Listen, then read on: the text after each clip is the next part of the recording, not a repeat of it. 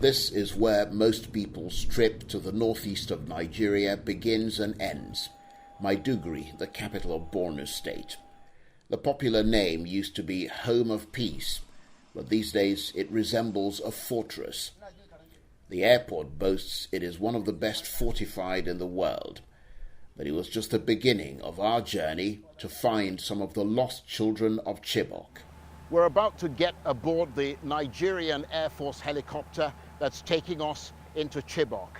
We're the first international television crew to visit the scene of Boko Haram's most audacious attack. And we're going into some of the most difficult, dangerous, and inhospitable terrain in Nigeria.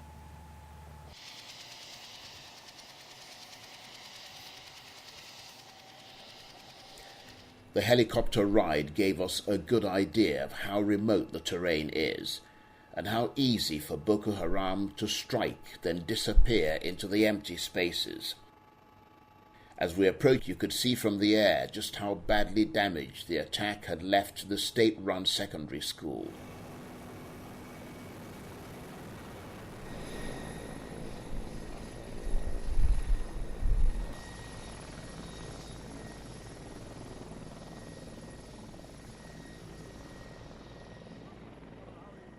We've just landed in Chibok, within a very short distance away from the school where the girls were abducted.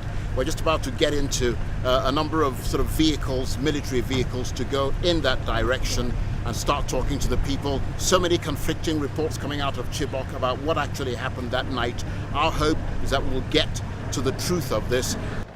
Yet the one thing they never tell you about Chibok until you go there is it is, or was until very recently, just any small town. It's home to about 10 or 11,000 people, most of whom turned out to smile at us as we drove into the centre. We were the first international TV channel to get completely free access to the school, and the devastation was clear everywhere. We're in one of the dormitories where the insurgents came in and abducted the girls. You can see the wreck. I mean, these are the actual beds that the girls slept on. Around 11 p.m. that night, the insurgents arrived dressed in military uniforms, came into the dormitories and said to the girls that the town was under attack and that they were there to rescue them. They took them all out into the quadrangle, assembled them there, bundled them into their vehicles and drove them away. They then came back, the insurgents, and razed the school to the ground. Parents and the leading citizens of Chibok gathered under the trees, eager for us to take their stories to the world. And then the girls came forward. Shyly at first, as you would expect teenage girls to be, but perhaps more so as they had stared into hell for a time before making their escapes, brave enough to look us in the face, giving us their full permission to show their faces as they brought their stories to the world. Okay, the time that this thing happened to us, we are in the school, so we are sleeping in the room, and we are hearing the gun, so that we come out and we sit in outside, so that we are sitting and all the staff they run and they leave us in the school. Staggeringly, she and her father said teachers had locked them in the night Boko Haram came calling. The teachers ran away and left them alone. When the guns start sounding in the town, the teachers were still with them, and the teachers, for a small time, they ran away and locked them. But it's 11 p.m. at night. Yes, I mean, do you there normally were have some teachers staying inside the compound. They were sleeping yes, in the dormitory. They have their house in the school area. Those some of the teachers, they were there. Yeah, but your daughter was inside the dormitory. Yes, the teachers were those not inside teachers the dormitory. tell them that don't run.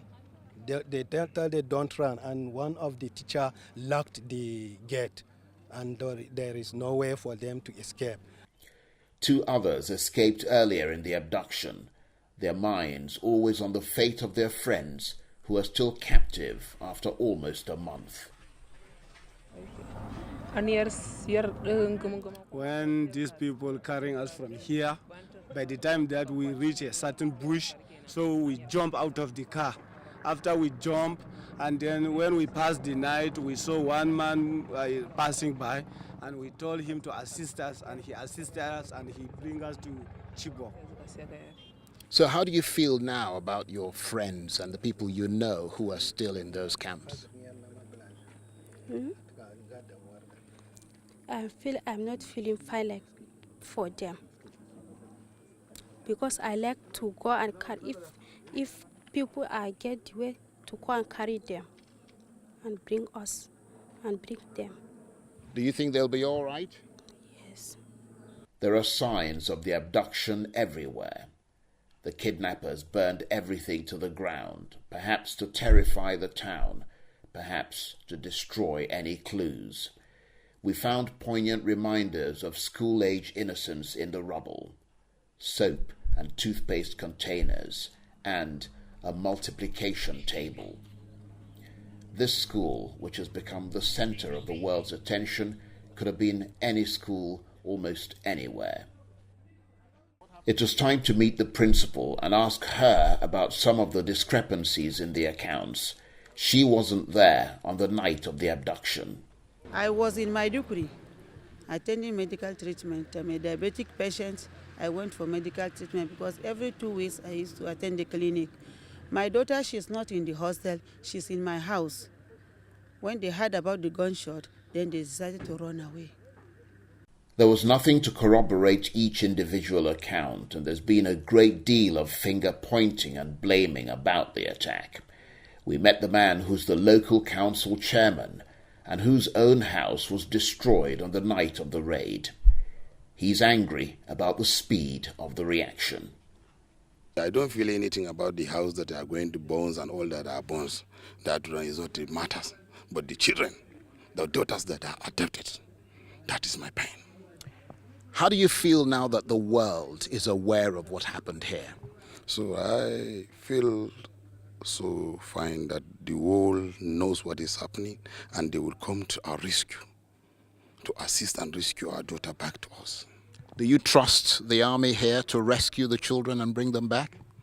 The army here in Nigeria, actually, I cannot tell. Actually, I cannot tell. The military are very visible in Chibok now. About 3 army platoons were guarding us discreetly, but with enough weapons and in enough numbers to have done something to hold off an attack. Their GOC told us it was a case of resources. It's on record that the information got to the officer on ground barely 15 minutes before the arrival of the terrorists. And the instant the officer received the information, he moved his troops forward to the general area that he was told the terrorists were coming from. And incidentally, on that day, the attack did not come from only one direction, but from several directions. Back in Chibok, they haven't started pulling their lives together yet. The girls are still missing, probably split into smaller groups, and it's been a month with no sign of much progress, although there is a mass of international support and sympathy. The parents of those still missing wanted to pour out their feelings. Some of the Boko Haram, some were on top of the trees, and some were in the forest. And their cars, they parked it in various places. They didn't park it one place. Up to 10:30 a.m. I was seeing them, and no help. So I was forced to come back. I asked some of the vigilantes if we can go. They demanded some money. We, the parents, we donated money, and no help.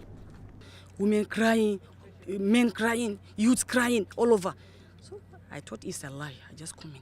After coming in, everywhere burned up. It was time for us to leave. Night was falling, and we'd already attracted attention. Since 14th April, this little town gets taken over by whispers and fear when it's dark. We flew out of Chibok, a town still in shock, in a region so difficult to police and secure, and with a ruthless insurgency. As the military escort that's been with us all day prepares to depart, we're left with many unanswered questions as this harrowing saga of the abduction of the schoolgirls from Chibok continues. For Arise News, I'm Charles Onyegolu in Borno State.